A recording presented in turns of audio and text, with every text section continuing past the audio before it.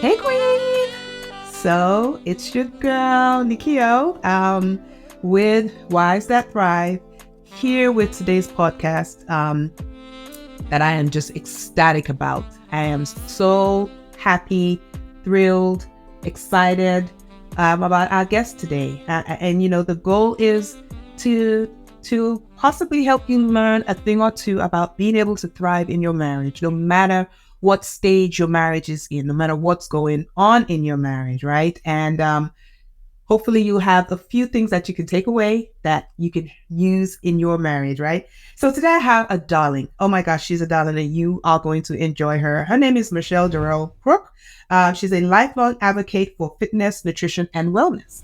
All right. Now, Michelle Derrell-Crook is a distinguished personal trainer with over 30 years of experience in the fitness and nutrition industry, specializing in women's health, particularly for those of age 50 and above. We need that. Michelle has dedicated her career to teaching the importance of weight management, muscle building, and lifestyle balance. Her unique approach, which she refers to as divine design, emphasizes the intrinsic value and potential of each individual's body, encouraging women to embrace their strength and beauty at every stage of life. Michelle's passion for fitness is complemented by her personal life, where she is a loving wife to Michael Crook and a devoted mother to two wonderful daughters, Sapphire and Symphony. Her family life enriches her understanding and empathy towards her clients, many of whom are navigating similar life phases and challenges.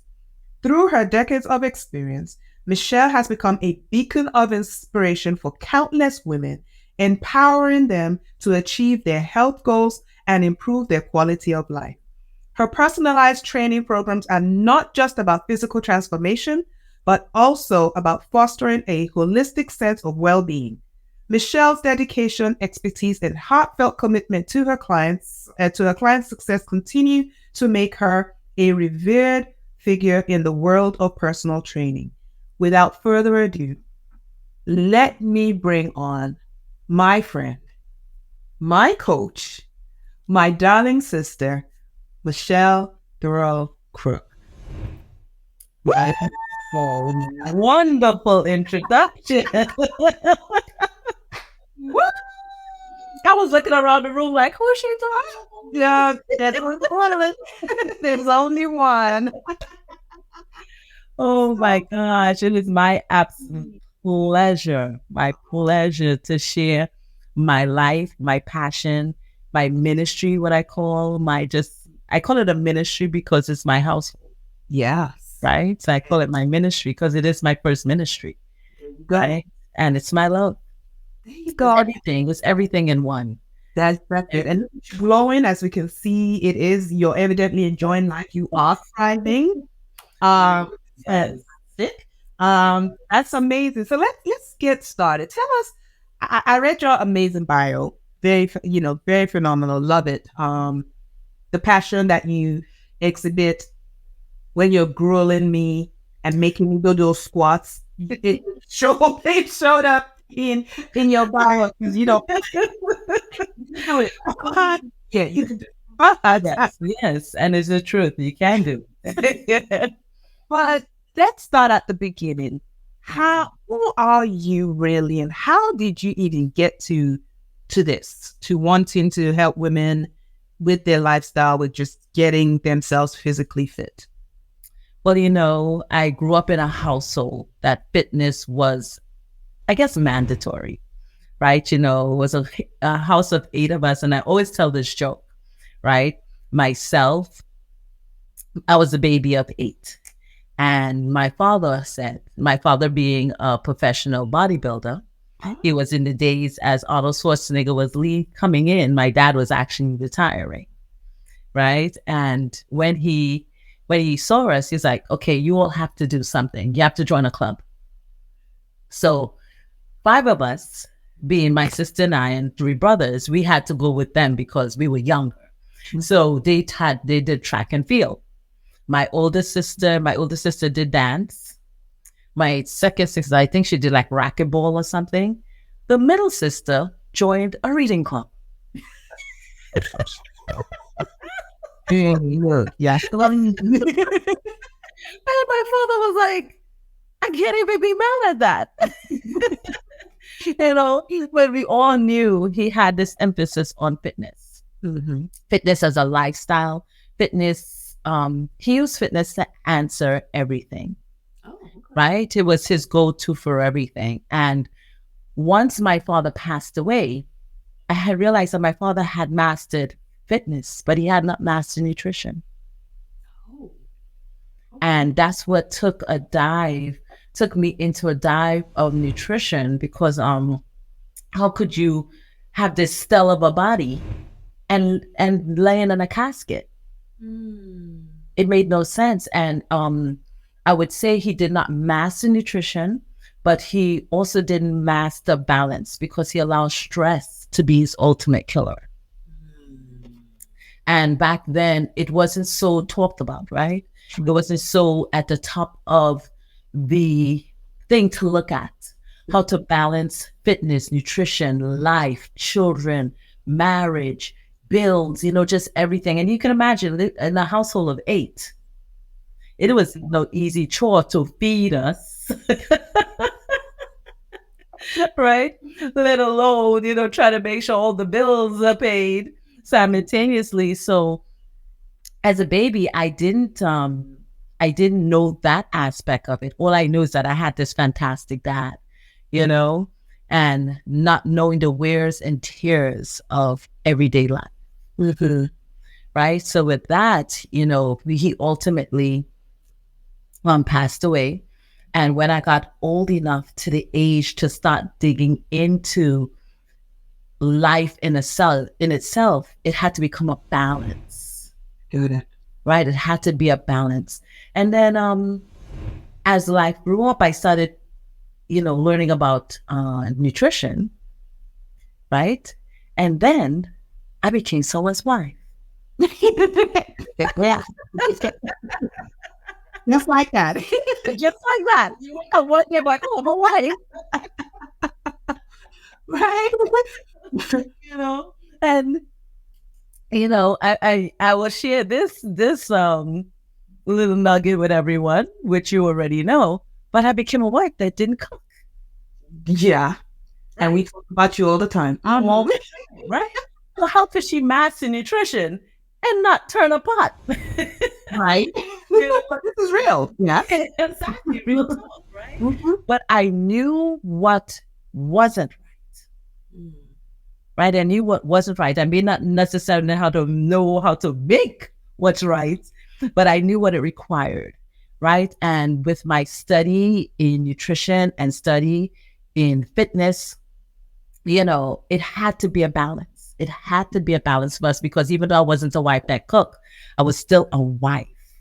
A wife in a house with children needs, with husband needs, with my needs, right? And I had to learn I can't take care of anyone if I can't take care of me. True talk.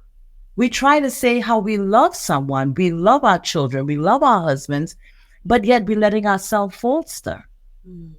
So one day, and I'm going to put it out there. One day reading the Bible, and I'm sitting there and I'm saying, wait a minute, how can I say I love my family and not exhibit love in and through myself? Amen. Right? And I realized God gave us homes, cars, husbands, children, but he gave us only one thing to master: self. We can input everything we want to in our husband. We can input all we want to in our children, but they're individuals with their own mind. That's right. That's right. Right? So we didn't master. When we learned to self-mastery, that's when we're giving gold, refined gold to life. Amen. And I love that. You've said a lot, and I did not mean to cut you off there, but you said quite a bit, because to get where you are, you have to go through your own self-mastery. You have to understand, for you to even understand that, you you want to know about the exercise part, but at the same time also need to be able to balance it with nutrition. Was there, you said your dad was part of the reason why you went into nutrition, and you've decided to kind of, your clients, when they come to you, for instance, what are you seeing mostly is where there's lack? Like, is it, or, just generally everyone just doesn't know how to balance, or is it a mixture? What are you seeing out there today that we as women, 40s, 50s, that we are not doing right? Well, I'll start right at the top, right? A lot of people, when they come to me at 2 points. Usually come to me, point one, they want to lose weight. Okay. Or point two, the doctor said.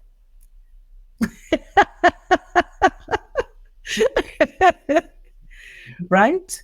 Those are usually, no matter how much I try to, a lot of people just think I'm barking, like, oh my God, here she come again, right? But I usually try to give nuggets to avoid the scale giving you a number that you don't want, or the doctor giving you a message you don't want. Right? So that's usually the time they come to me. But by that time, so much is going on already, because the outside manifestation is the delay of the inside lack.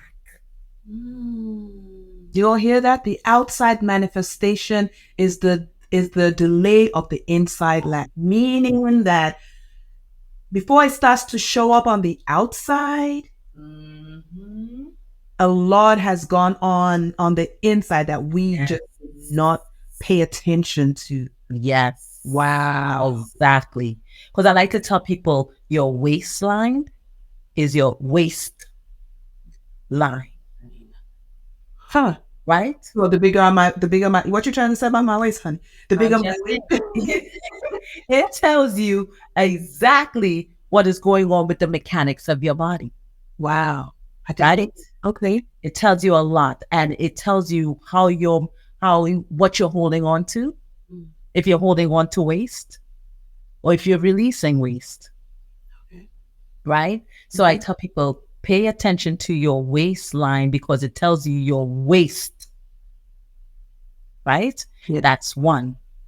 Two, because we don't see it, we don't think about it, and we don't take care of it, is our bones. At the age of 20s, we stop making new bones at the age of 26. Wow. Our bones stop growing. So what you have is what you have. How you take care of it is something totally different. So when people come to me and they're in their late 40s, early 50s, by the time you hit in your 50s, your body is losing approximately 1 to 6.7% bones every year. Wow. We don't ever.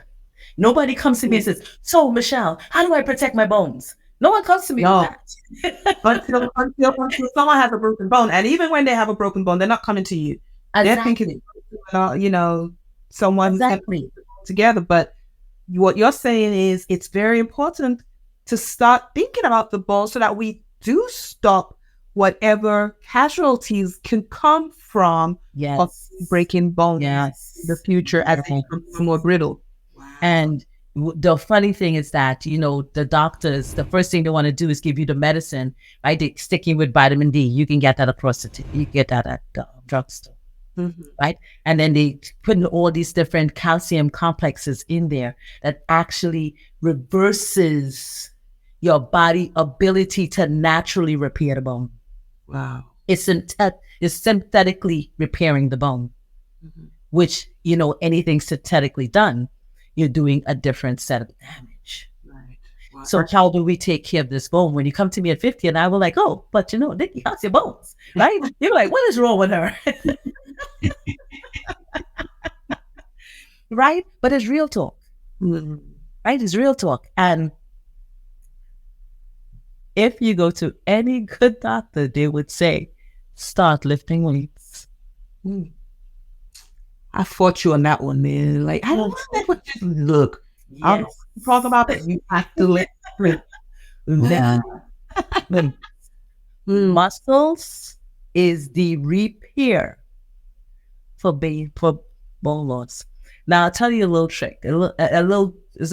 I don't consider it a joke, but it is a joke. I can laugh about it because I'm here, right? So vanity. It's a vanity joke. Mm-hmm. So last summer, the end of summer, we have a lime tree. And that lime tree actually has very high vitamin C potency in it. So I would so it was the end of the year and all these limes on the tree. And I've got to get them or freeze them. So I climb up on a 6-foot ladder, right? To get the top of the tree. So I'm standing on the very top ledge. They say that's not a step because, ladies, it is not a step. And I'm standing on the top there, and there's these couple of limes right to the top of the tree. And I said, okay, I'm going to hold on to the tree next to it because the lime tree has very, very large pickers on it. So I hold on to the tree next to it to try to reach up on the step that's not a step. Pull down the branch so I can get the limes. And as I pull it down, the tree branch breaks. And I go falling down the ladder. Not only did I go falling down the ladder, my foot slipped and hooked into the ladder, and now I'm hanging upside down. At 54, I am hanging upside down on a 6-foot ladder. My 81-year-old mother runs over. It's like, I don't know what to do. I said, do nothing. I said, I've got this. And because of my lifestyle habits showed up in my lifestyle crises, I was able to take my abs, pull myself up, unlock my feet, and allow my body to drop down to the floor. Now, I'm not advocating that everybody climbs a 6-foot ladder and try to get them in so live. I didn't do that. I don't know what you were thinking, but okay. But it showed me I could actually take a fall. Wow. My body has muscles on it to protect the bones. Right? It could have been as easy as, just jogging along the street and miss a step and be able, tumble. My body is able to take an impact because my muscles is supporting the bone. Right? And it's important. It's important not only in our 50s, but our 60s and our 70s. If we take care of our treasure now, it only gets refined later. That's right. Right? It gets refined with time. That's right. That's amazing. And some people think that muscle means this, bulkiness. It's not. It's just the covering. It's the, what protects. And the stronger it is, the better for our bones. And you've taught me that. You've taught me so much in terms of just do what I say. I know not to question anymore. Just okay, fine. But Nikki, let me tell you something. A lot of women talk about bulkiness. Mm-hmm. They have no idea what it takes to get that look. That look is on purpose. When you see a woman with bulk, that's on purpose. I see. Right? You have to take all kind of necessary and unnecessary stuff to get that look. Got it. Right? And that's another thing a lot of women come to me with. I don't want to bulk. I'm like, well, you should prove to me that you could bulk. Even more important, show me how you can bulk. Mm-hmm. Right? They look at a little definition and be like, oh, that's nice, but I don't want to bulk. Bulking requires a specific type of diet, a specific type of workout, a certain amount of hours in the workout, because I know about bulking. I was a professional bodybuilder. That's right. Mm-hmm. Let me refresh that. misfigure. So I knew what I had to take. I knew what I couldn't eat. I knew, so, it takes so much for a body to bulk, Yeah. but it's more impressive to protect your body. And it's not about the small waistlines. After a certain time, you come and you said, I want a lifestyle habit. I want to be able to get up in the morning and feel good. I want to be able to manipulate through my day without having to think about, okay, I'm about to stand up. Okay, I'm about to sit down. Life is so much bigger than that, right? For Yes. women that cook, there's that pot all the way underneath the back of the sink, right? I can bend down and get it and get up. So it's simple things in life that people look at the grandioses. We're not out there trying to compete with 20s. We're not out there trying to compete with our 30s and 40s. We look back at this picture and say, that's nice, but now I just want to be healthy. I just want to be healthy. That's key. That's very key. And health is wealth, as we all like saying. So let's talk a little bit about, okay, what are some, if ever, if you've even seen it, some situations where possibly, let's talk about marriage, for instance.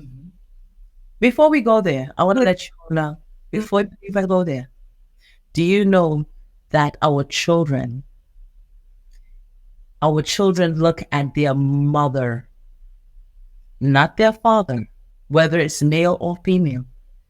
Our children look at us 60% more for a healthy lifestyle than they ever do for their dad. That's very interesting that you say that. That's good. That's good statistics right there. 60% more. 60%. Because what I have seen is the daughters, typically, at least that I've noticed, the daughters tend to look a little bit more like their mothers. In body shape, typically they tend to, to look a little bit more like their mother.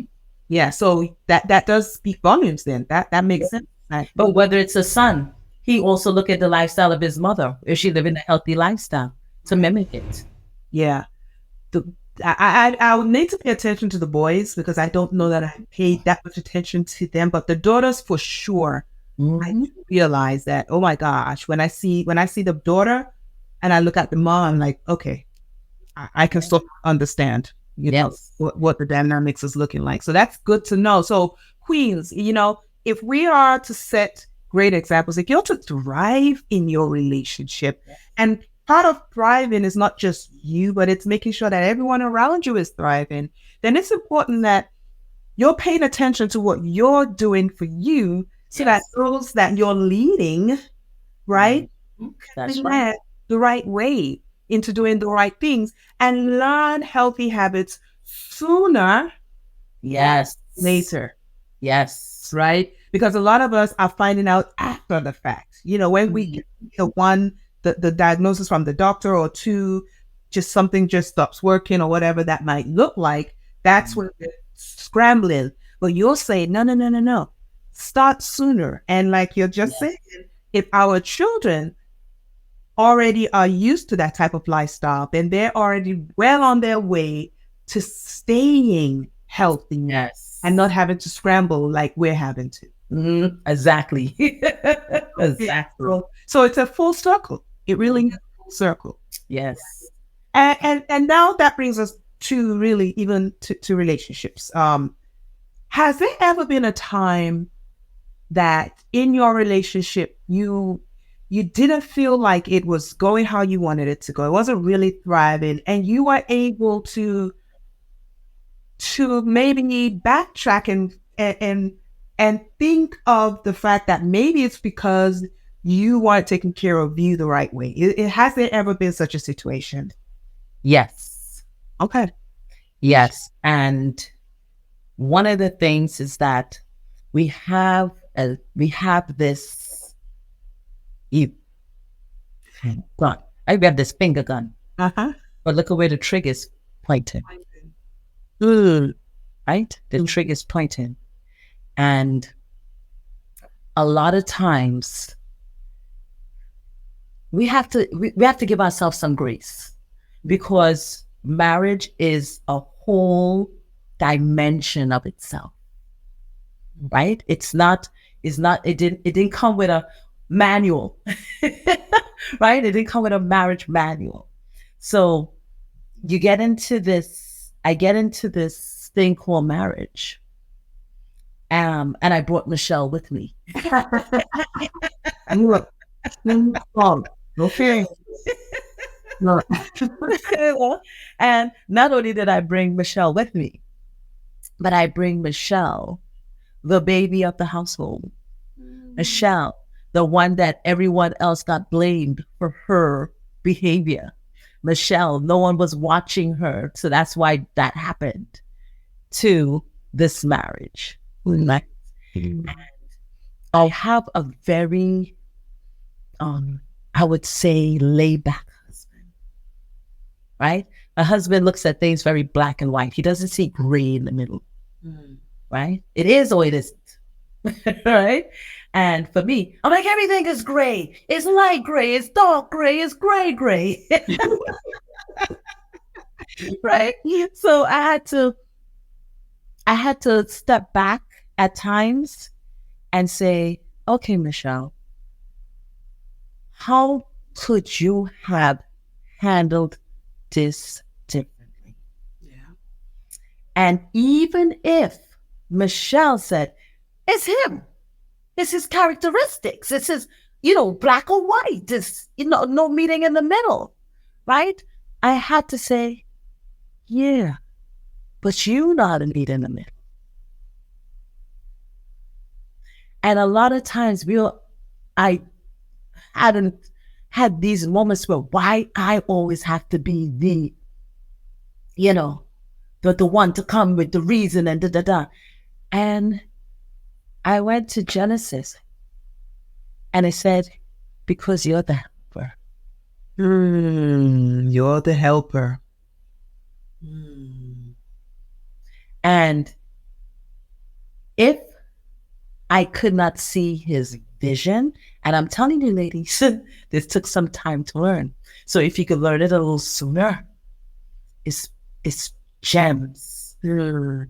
When you have a marriage and you have a head, you have to make sure you have that vision that head has. Because we're mantle carriers. That's what I had to learn. We're mantle carriers. Even though we're our individual self with our individual goals, it had to line up. That's right. Right? No matter how flexible we think we are, right? That itch in the middle of that back, right? Like, oh my gosh, I could reach, but it's just not the same if you have someone hands there, just getting to that parts that you can't get to. That's where we have to be. We have to be the ones to get into that part that he can't reach.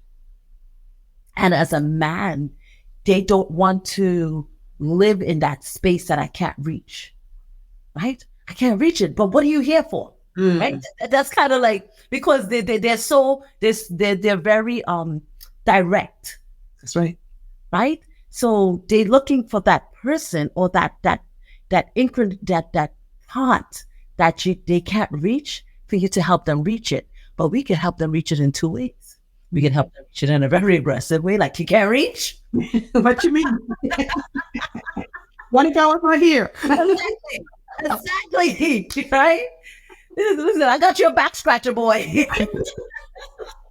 Well, it's like, let me get that for you. And it's a difference when you can reach it yourself or you have someone that can be there to reach it for you. And when they have that vision and they can see that you can track with them, you find yourself in an alignment. So there was parts of my life that I had my vision and he has his vision. And I'm like, how did these visions come together? So that parts in my life that I had to sit back and say, wait a minute. Are you in this alone? Are you in this alone? And if you're in this alone, I'm doing my husband an injustice. And it's very big of us. It takes a lot to go inside of us and find that part to say, you're going to be okay, right? You're going to be okay. Honing in a little on his vision, because I discovered something, Nikki. What you discover? When I honed in on his vision, he honed in on mine. No, that's it. Right? He honed on mine because he was saying, you know what, she's okay. She's okay. And I opened up this whole part of him that I didn't even know existed when I became the wife he needed. Oh, you just said something like that. The wife he needed.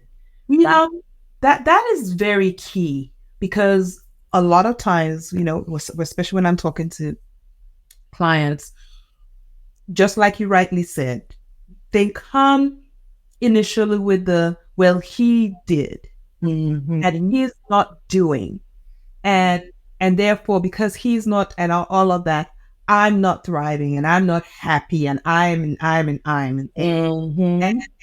we end up having to dig, you know, peel through the layers, like you were just trying to describe, and peel through the layers and really say, I hear you, and I hear you, I see you.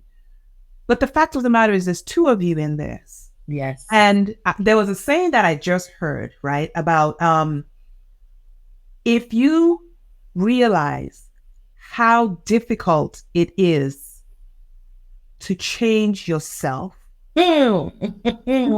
understand how almost impossible it is to change someone else. And so going in to think that, well, I need him to change, it is just a complete recipe for you to continue to not thrive. Yes. Because you can come to him through, hey, you know, we're not vibing here. Something's off. Let's work on this. I'm working on me, but let's, you know, meet me halfway. Or you're not, and you're not, and you're not. And let's see how that gets you. Right? Exactly. How that gets you. And so I understand very loudly and very clearly what you're saying about having to stop and think about the changes you needed to make. Yes. Because like you rightly said, the moment you make the changes, first and foremost, did you not become happier when you make the changes that you needed to make? Oh, absolutely. Become the wife that he needed. Absolutely. Absolutely. Absolutely. And you know, as wives, once we understand why we're a wife, it makes us understand our part in life, right? Because a lot of people believe, and don't get me wrong, I'm not saying you're not an individual. You are an individual, but you're part of that puzzle. You're that puzzle, because you could have a whole puzzle put together. If that last piece isn't in there, that puzzle completely looks unfinished. You can have 100-piece puzzle. 99 is put together, and that puzzle looks completely unfinished. Yeah. Right? So when we learn that after the bells and whistles and the horses and the carriages and the honeymoons and this is over, it's a job. Self-care. It's a job. And the better you take care of self is the better you take care of others. That's right. Right? So when you learn to love yourself, because a lot of our aggression is because we feel we're not getting to do what we want. We're not getting to, you know, not the dishes again, and da-da-da. And I'll tell you something, Nikki. Right? My other life as a flight attendant, right? I have a habit of being attracted to white. We have white carpets, white seats, white couches, right? Because I'm kind of freakish about bugs. So when I come home, I fly. So here I am leaving my husband with 2 children. right? And this may be a key for a lot of women. Okay. There's times that I come home and I open the door and I see unvacuumed carpets. I see dishes in the sink. I see clothes in the laundry. And I'm like, oh my God, does anybody live here? Right? But life is as happy as it can be in the house. Then Mm. the Grinch, here she comes in. Oh, vacuuming. And I come in and I'm vacuuming and I'm washing and I'm da-da-da, right? Only for me to say in my head. And now I turn around and go back and fly again. And one day, Nikki, I was coming home and I opened the door. The carpet was dirty. There was clothes in the laundry. There was dishes in the sink. And there was a happy household. And you know what I chose to hear? I chose to hear there's dishes in the sink because my husband fed them. There's dirty clothes because he made sure they stay clean. There you go. The floor isn't vacuumed because he was paying attention to them and not the floors. Wow. It's what we choose to hear. Absolutely. Because God forbid I open that door and he's telling me we have to go to the hospital because one of the children, something happened. You think I would have cared that vacuum, those dishes were in the sink and clothes were in the laundry? There you go. Very true. Perspective. So I had to change what I heard when I came in. There you go. I heard joy. Yep. I heard a man that's taking care of the children, right? I heard children that were happy. I saw children that were fed. I saw children that were clean. Yes. You know? So it's all in the perspective because nothing had changed. The only thing changed was me. There we go, right there. How I heard it, how I saw it, what was important. I put the important things in place. That's it. Very true. And that is so key. That right there was a full plate of gem. Queens, if you didn't learn anything at all, please pick up what she just dropped. We have to thrive in any relationship. We have to make choices. And some of the choices include changing our perspective on what it is that we are choosing and choosing to believe. Yes. Right? When the wives come and he did this and he did that. I was reading a book. I cannot remember the name of the book. Oh, I think I do remember, The Queen's Code. And there's this wife who comes home every single time. And every single time she comes home, the garage door is open. And it irks her to no end. And she would come in, why is this garage door open? Just fretting all the time. And there was one time that she finally chose to ask her husband, say, why is the garage door open every time I come home? And you know his answer? Well, I knew you were coming home and I didn't want to have to stop and, and that's my way of letting you welcome you. I know yes, it was a whole shift, right? Yes. So sometimes we don't understand the whys, but we have these stories that we've already yes right? Those stories 99.9% of the time are incorrect stories. So very true. 9% of the time. So very true. And so we spend all this time just worrying and unhappy and grinding and just bitter about things that he has no clue. Yep. You walk around talking about I'm not happy in my marriage because, and I don't know what you're talking about. I just, so what are some, you, for instance, what your passion, of course, is, just taking care of the body, both physically and by way of food.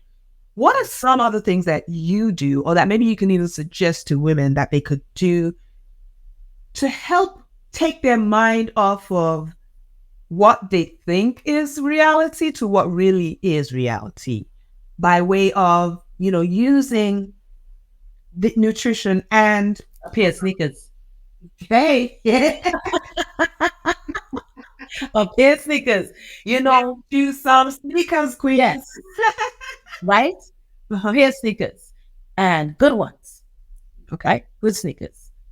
And I say that because a lot of times we need to step back before we open up. Right? Before we open. Before we open up. Give yourself a walk and a talk. Because a lot of times when we try to react, right? We react in that anger. We react in that other person that you don't even want talking. Right? Yeah. So put on a pair of sneakers and release that built-in stress on the pavement. The pavement can take it. Right. Found it. Yes. The pavement can take a pounding. And a lot of times it would give you a chance to even replay, re-see, right? The whole situation.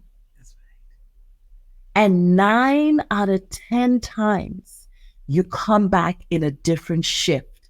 You come back, one, you might be a little too exhausted, right? To really, right?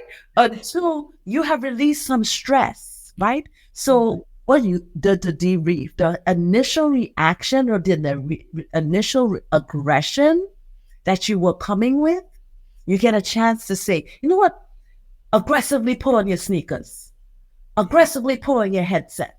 Aggressively, put on that music and let you talk to you, right? Because do you want to talk to you? Right? Just think about that. If that person was talking to you, would you want that person talking to you? Right. I have this joke. I was in the grocery and my 2 daughters, they were little, right? And they were bickering at each other, right? And I stopped in the middle of the grocery and says, don't talk to my child that way. And they both froze. Like, Which child? I said, well, whichever's using that tone with my child. Right? Because at the time, would you, they're bickering. I'm like, I don't let you talk to her that way, and I don't let you talk to her that way. And sometimes you say, I'm not going to let me talk to him that way. Like, do you want that person talking to you? And when we take that walk, we bring that personality down some notches. Yeah. Right? And we release stress out of our body. Which is good. And we take in endorphins. Wow. And endorphins are happy pills. Endorphins automatically changes your body to, just think, right? An example of what endorphins do. You haven't worked out for a while, right? And one day you get up and you start working out and you automatically feel sexy again. Your body has not changed, right? That body has not changed one iota, but you just feel like, let me go put on that lingerie I hadn't seen in the closet for a while. Because that's the endorphins behaving. Got it. That endorphins naturally make you happy. It naturally makes you up. Right? You see people come from the gym like, oh my God. They're like, oh, relax. Right? Because it releases that next part. And being on that sidewalk, it releases the stress for real. He cannot question that. Therapy. Yes, that's right. Exactly. And it has so many pluses to it. It stops you from saying that initial thing that you were going to say Right? Mhm. It stops you from just elevating blood pressure, which is a real thing, It is a real thing. right? That's how I know. Right? Not just stress, and any stress elevates. If you notice, right, you can feel fine. Yeah. And then you walk into the doctor's office, like, let's check your blood pressure. Your blood pressure automatically elevates. Yeah. You know, there's a medical term for that. They call it, something medical blood pressure, whatever, Yes. And then after All that, kinds of it- stress. yes, As the mere thought of what might be said, right? So had you gone for a job first and come back in, be like, look, take my pressure. I'm good. Right? Because it takes care of that care. That Mhm. care, like, I don't care. But a lot of times, and in all honesty, we have to stop and think, would I want me to talk to me that way? I love that. Well, I want me to talk to me that way. And that is that's very key in terms of how we try to distress and de-stress and stress out our significant others, regardless of what the situation might be. Um, you know. So what about a woman, say, for instance, that's just her constant, her marriage is not what she would consider perfect, right? She thank you. Thank you. But it's more stressful than not for her. There's always just something. Right. How can she possibly begin to thrive again?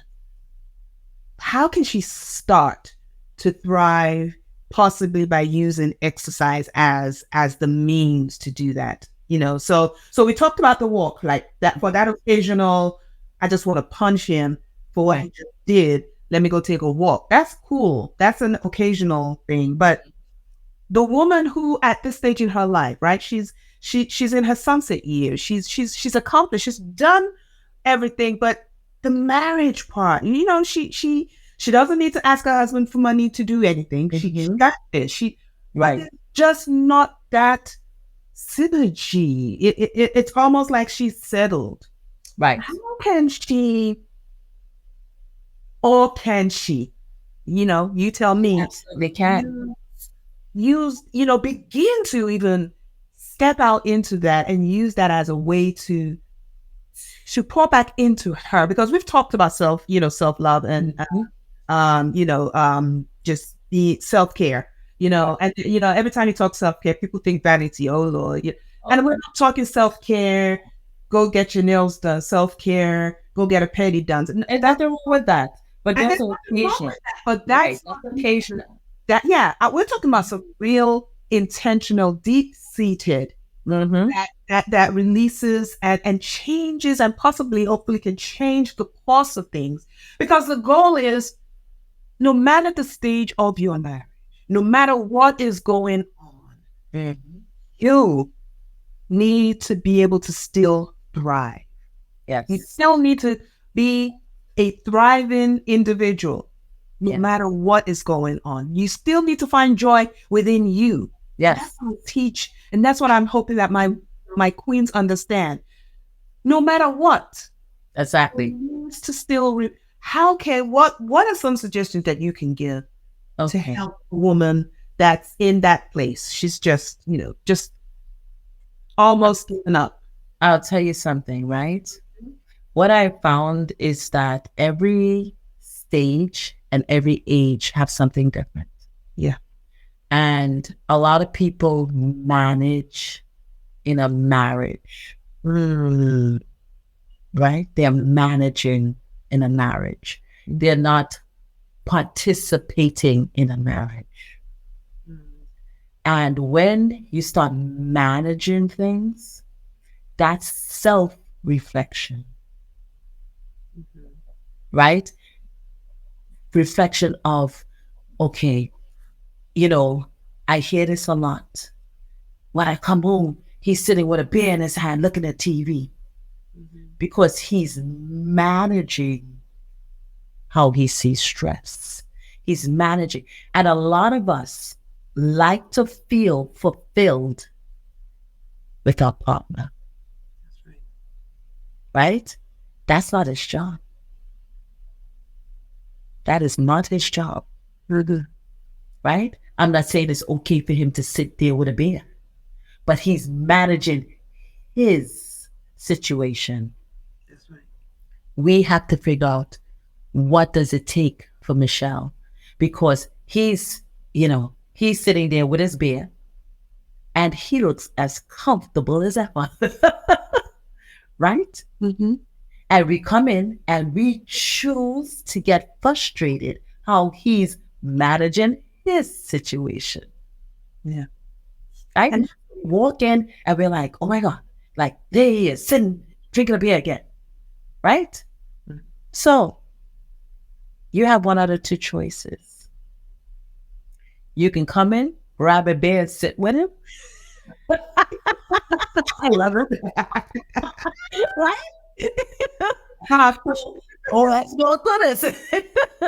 If that's your thing, go grab a beer and sit with him. Mm-hmm. And like, I'm gonna manage mine too. There we go. Right?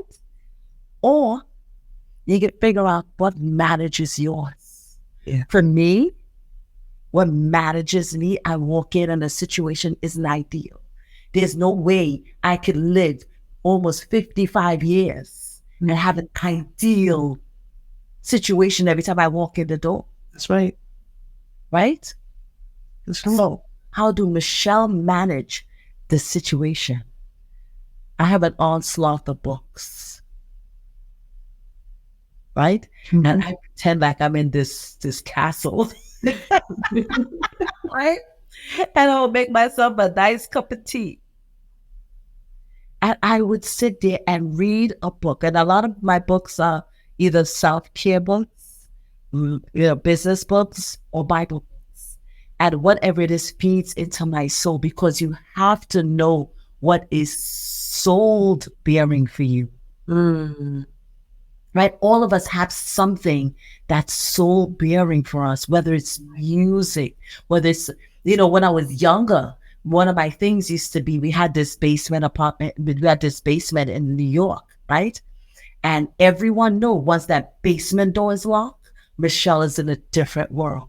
Mm-hmm. I'll go down there and just dance, right? And I'll just let it out and dance.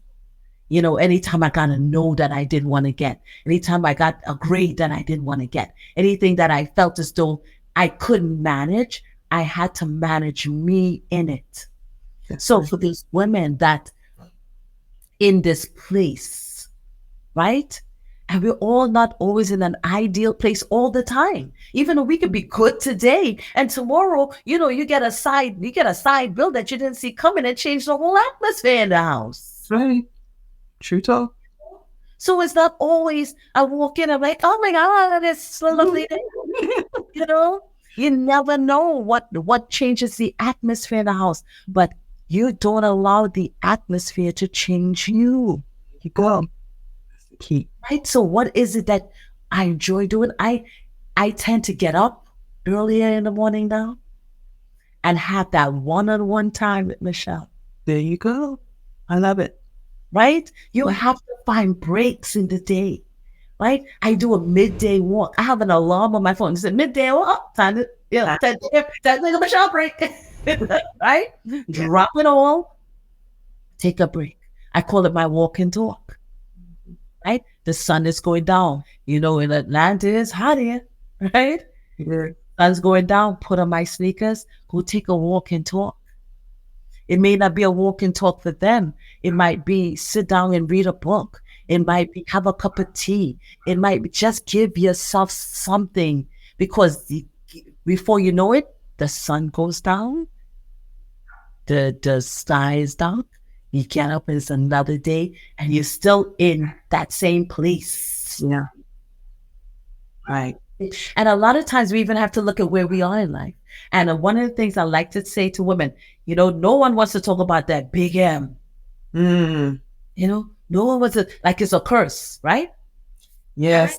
And That especially one moment you're like, hello, right? And people have to understand, right? This is one of the things I say.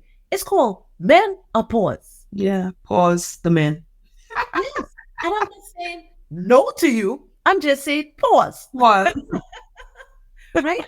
Because people like to think that when women are going through menopause, right? We don't want to be we're not affectionate. We're just in a different place. Pause and give us a minute to figure it out. There you go. There you go. Give us a minute to figure it out. Because when you speak to women that have passed that menopause state, they're like, come on, man. Come on with it. Come on. And because in a different place. And we have to understand where we are. If we don't know where we are, right, we cannot understand how to get out of it. It's like anything. If you're lost, if you're driving and you're lost, you're like, how do I get out of here? That's the first thing you think. How do I get out of here? Yeah. Right? Yeah. It doesn't mean you stop driving. You're just sitting there. That's right. How do I get out of this place? I mean, it's just like when you go to the mall, right? And they say, you are here. Like, okay. Exactly. Yes. Exactly. But unfortunately, menopause didn't come with a map. Right? It didn't come. One day we woke up. And we were like, what? Right. Yeah, why not bring it up? Yeah. Exactly. And it's so, there's no manual, there's no note. And that's a different stage in our life. That's really right. So here we are at a different stage. And in these stages, we have to learn how to find that self, how to find that self-love, because we have to be able to give it. That's right. Right? When we find something, right, we have to be able to give it, and we cannot give it if we don't feel it and don't have it to give. There we go. And you're empty, right? Right. Mm-hmm. So how do I get full again? How do I get that light again? Right? And we look for that light in that person next to us. And technically 50% of it, we're supposed to look there for it. Right? But we're supposed to come with a lot of it embedded. Because we're lovers, we're caregivers, we're caretakers, we're, that person that, fixes that wound. That's right. Right? It's very interesting that you say that. There are a couple of things. So men, for some reason, they know how to manage their own stress, like you were rightly saying. I remember when my children were still young and I was home with the children, and my husband, he went to work one day, and I might have told the story before. Some of you might already have heard the story, but he went to work, and coming from work, I'm here pulling up my hair, my gosh, going crazy. And he calls and I'm going to the mall. Why are you going to the mall? Oh, I'm going to walk off, just to distress. Oh, what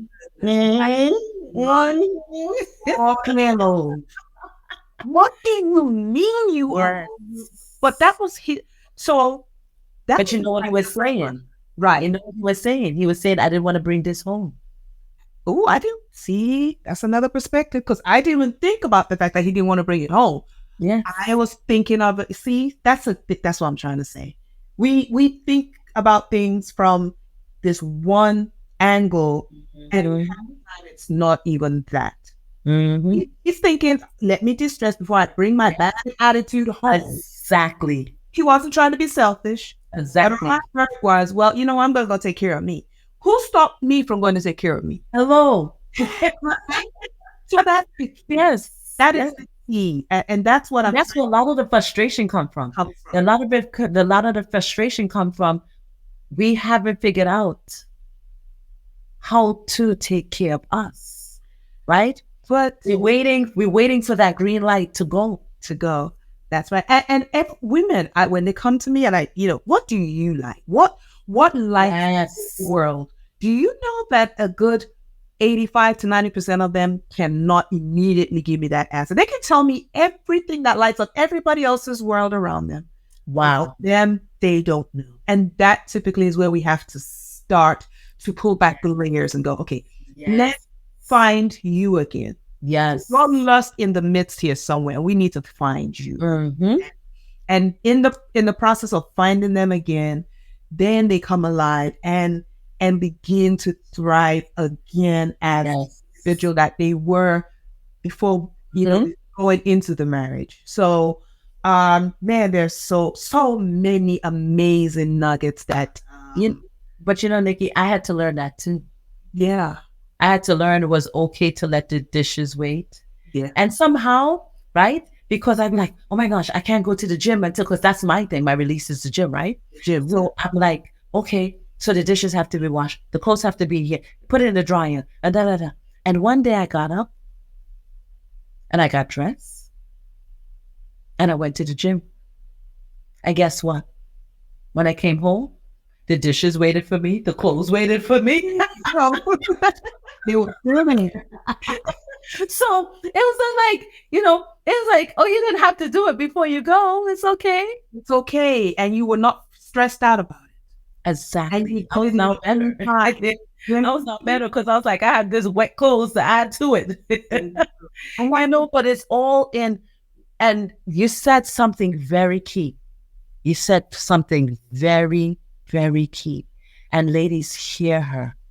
What is it that makes you okay? Because if we don't know what makes us okay, we can't find our happy. We can't find our go-to.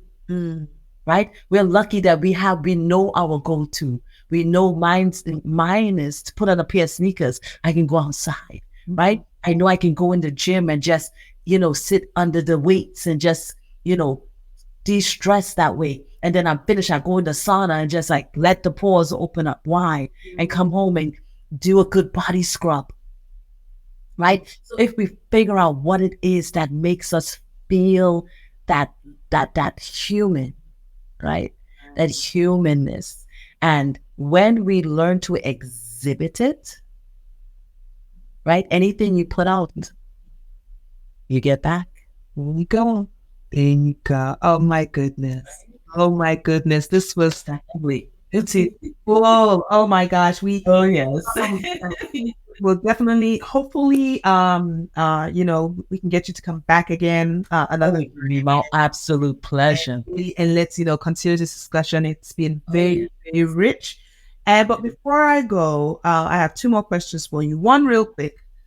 What does it mean to you to be a wife that thrives? What it means to me to be a wife that thrives, more than anything else, is wholeness. Right? Not just me thriving, but being able to show my children how to be that mother, how to be that wife, and how to be that individual. Right? And I find my success in being able to be that whole person. Right? And one of the beautiful things now that I'm seeing my transfer in life, now you can't get my two children out of the gym. I can get my children in the gym. Right? So it goes back to they're doing what they see. Yeah. Right? So thriving for me is that my husband, when he knocks off of work, he wants to come home. Oh, ooh, say that again. Yeah. Right? Mm-hmm. He wants to come home. It isn't that begrudging, oh, here I go. Yeah. Right? That's very key. That's key. Yeah. Right? And when he wants to come home and I want to hear that door open, right? I could embrace him because I've taken care of Michelle during the day. There we go. And that's key. You said a word right there. You've taken care of you. Yes. So now you have something to give. Amen. Yes. I love it. Oh my God. Cool. Where can people find you? What is the name of your business, or where can we? Oh my gosh. Well, I can be found on, you can Google me. Name my business, Body Sculpturist, right? And, I do a website, and my website can lead you directly to me. I could be on Popple. You can find me just about anywhere, but it's bodysculpturist.fit, not .com. nothing. You know, and even if you have follow-up questions, I'm just open to questions and just being able to give. Yeah. Right. I could just give you little keys if anybody want little keys on how to transfer on 20, 20 to 30, 30 to 40, 40 to 50. And I have 5 more years to tell you how to do it in 60, but Amen to that. I won't tell you how to do it in 60. And she will too. She will. So what I'll do is I'll put all your information in the, in the show notes, so that they can definitely reach you. And any follow-up questions that maybe come out of this, I will absolutely forward onto you. And if I see that we have a lot, we'll bring you back and we'll just tackle all the questions that they have for you at the time doing that. One of my biggest slogans, defining the divine you. Yes, it. Divine you. And once we can define the divine you, we can thrive. Absolutely. Amen. And bring some people with us. So there you go. Michelle, I can't thank you enough. Oh my gosh, isn't it? Absolute pleasure. Right. This was a rich conversation, a lot of nuggets, and you have helped at least one, if just out there that was just wondering how, what, which way, why. You've done that so gracefully, and I am grateful. Thank you so much. Thank you for considering me. Thank you. Thank you. And, I look forward to speaking with you again soon. Oh, yes. So, Queen, that was amazing discussion. Just, I just know that I love you. Know that I see you. Know that I hear you. Know that there is a way to move from where you are to where you want to. Just ask. Just seek the help. And we're here for you. Love you, Queens. Talk to you soon. Till the next time. Bye-bye.